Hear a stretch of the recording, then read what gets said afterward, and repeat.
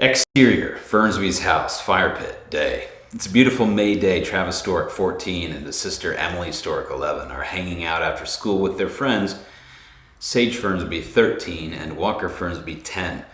Travis is cool and dresses like it. His short, dark hair is slicked to a spike. He wears black sport pants, expensive sneakers, and a Metro outdoorsy t-shirt.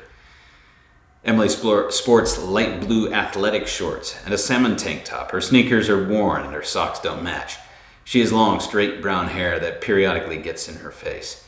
Sage is dressed nicely but comfortably, her defining accoutrement being a bright tie-dye ball cap. Walker's shorts and t-shirt are clearly secondhand and offer no hint that he considered them beyond simply putting them on. His socks reach nearly halfway up to his knees. His sneakers were bought for a budget, not looks. Travis stands poking at a rained-out fire pit with a stick. Sage sits on a stump to his left, watching the other children intently. Emily and Walker sit friend close on a log to Travis's right. Emily picks bark off the log. Travis: "Well, come on, guys. It's no fun just sitting around. We gotta do something." Travis flicks a clump of ash toward Emily. Emily: "Stop!" Travis: "I didn't hit you." Walker: "We could play Star Wars." Travis: "That's not a game." Walker: "Yeah. We could go inside." Sage: "There's nothing to do inside." Travis: "Let's play hide and go seek tag." Emily: "Where you have to run back to base?" Travis: "Exactly. It'll be fun." Walker: "I don't want to be it." Sage and Emily: "Me either. Not me." Travis: "I'm always it." Travis flicks another clump of ash at Emily. Travis: "You're it. Come on." Travis starts walking toward the house. Emily: "Why do I have to be it?" Walker: "Yeah, why does she have to be it?" Travis: "Just start the game, you'll be fine." Travis points to a big tree near the house. That tree is base. Exterior, Fernsby's house, day. Emily leans her head against the tree, her hair falling to the far side of her face. She takes a deep breath, lets out a depressed sigh, closes her eyes, and starts slowly counting. Emily: 1, 2, 3, 4. Sage and Walker dart in different directions. Travis stands still, scanning for a hiding place. Emily: 67, 68, 69. From behind a tree, Walker watches Travis. Suddenly, Travis bolts off in the general direction Sage took. Travis darts around the corner of the house and drops to a crouch, panting. 89, 90, 91. A bead of sweat drips down his face. He wipes it with the back of his hand. Travis hears feet pounding toward him and peeks around the corner just as Walker bursts around. Walker drops in behind Travis. Travis: "Hey, find somewhere else. This is my spot." Walker: "I want to hide with you." Travis: "Fine." Travis jumps up, ditching Walker. Walker: "I just wanted to." Walker sighs. 97, 98, 99. Sage hides behind a pile of brush, watching Travis run toward her. Emily: "Ready or not, here I come." Travis drops to the ground beside Sage, his eyes fixed on Emily. Sage: "Hey!" Travis: "Oh, sorry, didn't know you were here." Travis glances quickly towards Sage, who is looking intently at him, then quickly back to Emily. He pauses, then looks slowly back at Sage. Their eyes lock for a long, awkward moment. Sage: You ditched Walker." Sage breaks gaze. Travis: "Yeah, I was gonna hide there." Travis looks over the bushes enough to glare at Walker, then continues in a loud whisper he means for Walker to hear. "And Walker messed it up." Emily hears Travis, turns toward him, catching a glimpse of his head. Travis drops back down but doesn't notice her heading straight toward him. Travis: "He needs to find his own place and stop messing it up for other people. It's so annoying." Emily passes where Walker is hiding without noticing him. He darts toward base. Emily: "Hey!" Emily takes chase briefly, then turns back toward Travis, who is now focused on her. He crouches, ready to spring. As she comes around the bush, he makes a loud boo to startle her and narrowly dodges her. Sage doesn't even have a chance and is easily tagged. Emily: "Oh yeah!" Travis tags base and glares at Walker. Sage and Emily walk toward them. Travis: "Dude, find your own hiding place." Walker: "I just wanted to hide with." Travis: "I almost got caught because of you." Walker: "But you..." Travis: "You stole my place." Walker: There was a lot of room behind Travis. Dude, you messed up. Just stop arguing. Walker hangs his head and fights back tears. Sage and Emily arrive at base. Emily, what happened? Walker, he said Travis. He stole my place. Walker, but I didn't, Travis. You totally did. I'm not gonna play games with cheaters. Sage, guys, I'm the one that got caught. Relax, Travis. It's Walker's fault you got caught. You saw him. Sage is uncomfortable and begins distancing herself from the other three while continuing to watch intently. Emily is indignant with Travis. Emily, you're being rude, Travis. He just needs to learn to respect Emily. Whatever, let's go. Emily gives Walker a gentle push. He looks up with a glimmer of hope and walks away with Emily. Travis, seriously? Travis postures himself toward Emily and throws his arms out in disgust. You guys are gonna quit because I stood up for myself? Walker starts to turn, but Emily puts her arm around his shoulder and keeps him walking away. Fine, I'm sorry. Let's just have fun. Hey, come back. We can't play with just two people. You guys are ruining the game. Emily stops and slowly turns toward Travis. She's angry. Emily, you are being mean. You ruined the game, and you will not talk to my friends like that. Travis is stunned. Walker turns around to face Travis. Now that she has his attention, Emily dials back the intensity slightly. You hurt our feelings. If you want to play with us, you have to be nice to us, you have to respect us, and you have to listen to us. Sage's mouth hangs open. Travis, Emily, you need to apologize, and you have to mean it. Travis, let me think. Travis leans his head against the base tree and covers his face with his hands. He takes a deep breath and lets out a sigh. Up on the porch, the sliding glass door opens, and Heather Fernsby, a woman in her late 30s, steps onto the porch carrying her infant daughter. She's followed by her young son carrying a giant plastic dump truck.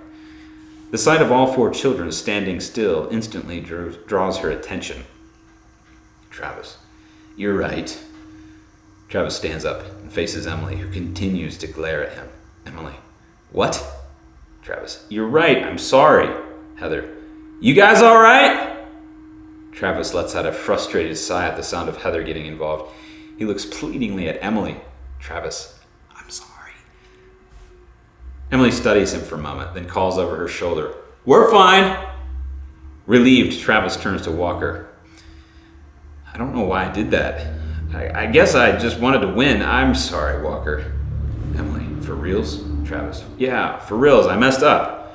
Travis hangs his head. Emily turns to Walker. Emily, do you believe him? Walker, yeah, I do. Emily, you want to keep playing? Walker, yeah. To Travis with a slight smile. You're it? Travis looks up at Walker and a grin of relief comes across his face. Yeah. Walker, yes. Travis, I'm in. Oh, I'm it. Travis raises his arms and gestures to the other children to join him. They join in a circle, raise their arms, and bump them together. Emily and Walker and Travis are all grins. Sage participates, but is clearly focused on observing the other three. All, yep, nope, sight. And that's my rewrite, based on the breakdown, based on the last weeks and weeks and weeks and weeks of trying to figure out how to write a screenplay. And Wednesday, I got Jefferson and Darce to video conference, do a kind of a cold reading of it with them taking parts. And prior to that, I got my kids, Isaiah and Eden, who I hope can someday help us shoot a scene as Travis and Emily, to read it, and we've tried it, and so far everybody likes it, and I like it. And I've written more. I'm not going to go further today, but I like this scene, and I think this is the scene I'd really like to shoot. I'd really like to shoot this scene as an example of the feel, the vibe the show should have. Now, is it perfect? I highly doubt it, because I wrote it. But I feel that it captures the energy of the show, and I don't know that my performance of it did. I realized as I started to read that I was going to have to say who was talking because I wasn't prepared to be able to remember all the different voices in a way that was compelling.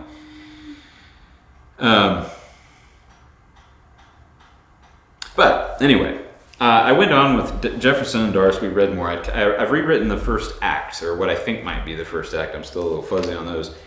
And it was good to hear their feedback. I've got a couple pages of notes here. I just scribble. Yes, my handwriting looks like that. That's my handwriting. And I didn't have quite the same energy about the following scenes, mostly because those were scenes with adults. And I think that I suck at writing adult dialogue. Or maybe I just need to learn how to do it better. It makes me wonder how many of my friends and acquaintances think that I just suck at adult dialogue in general. It's possible that I do.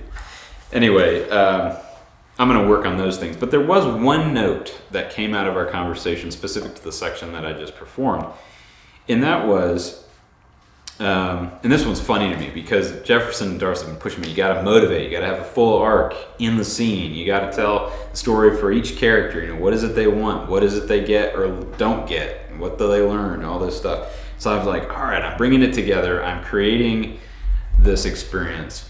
And I'm feeling it, and I'm feeling good. And then Jefferson is like, you know, there's one thing I'm thinking. He's like, why would anybody keep watching at the end of this scene? I'm like, I don't know, because they want to see what happens next. Well, his point was, there's no outstanding questions. Everybody's kind of had their full arc. There was this tension, this little thing that happened, and then everything kind of came back together, and everything was fine.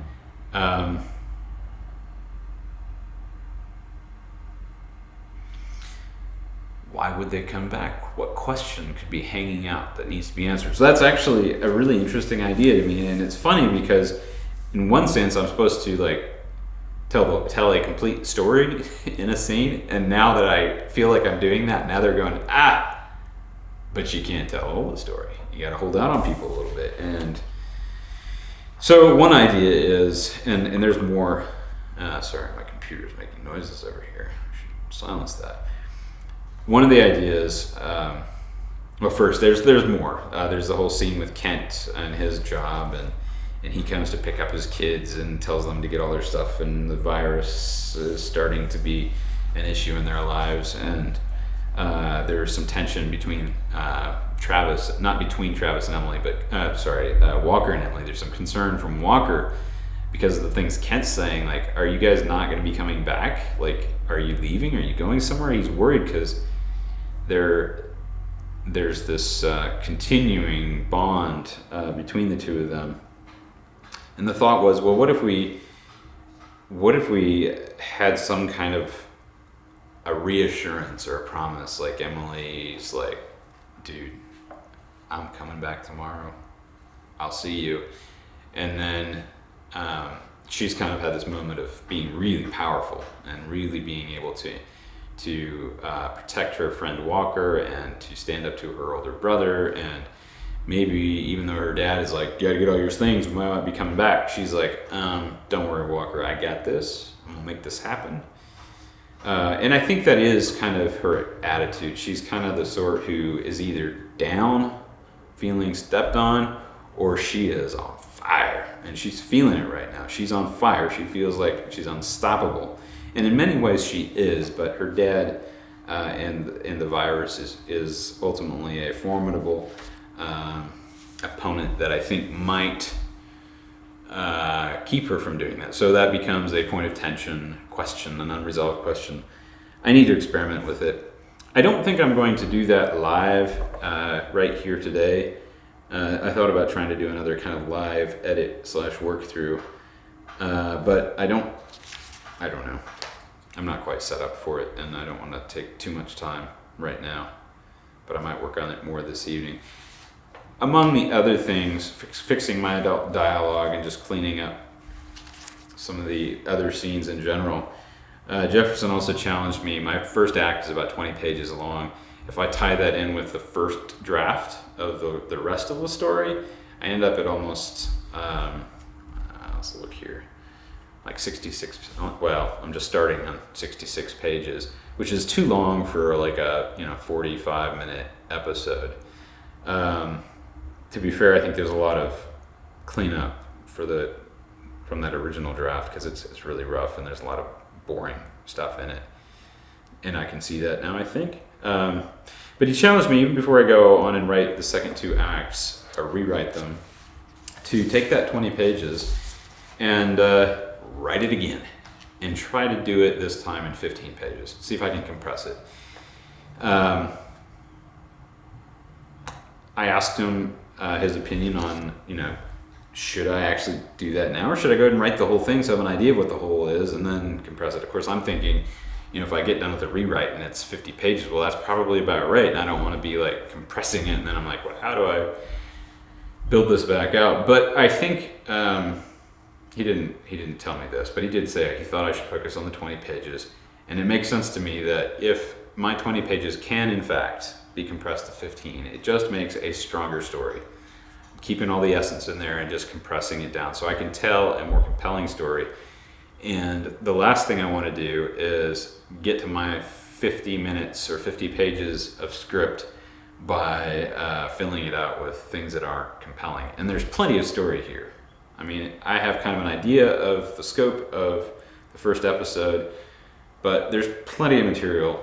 There's plenty of things to tell. And so I think it's a good exercise. This is what I'm going to challenge myself with this weekend. Try and go through this and try to rewrite. And who knows? Maybe I'll share some of that. I'm not sure yet what I'll do next week.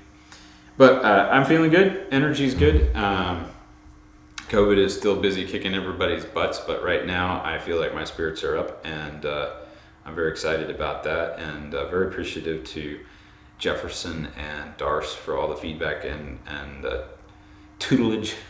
That's a good word, that they've offered me. I do feel like I've learned so much, and I'm really looking forward.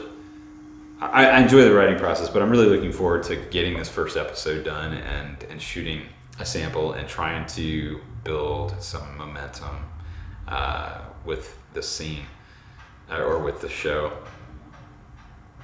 Even if it fails, like the people you'll meet and the things you'll learn, and I think it's going to be a lot of fun, and I'm really looking forward to that. Anyway, I think that's all I'm going to do today. Thank you for tuning in to Bootstrap Cinema, and catch you next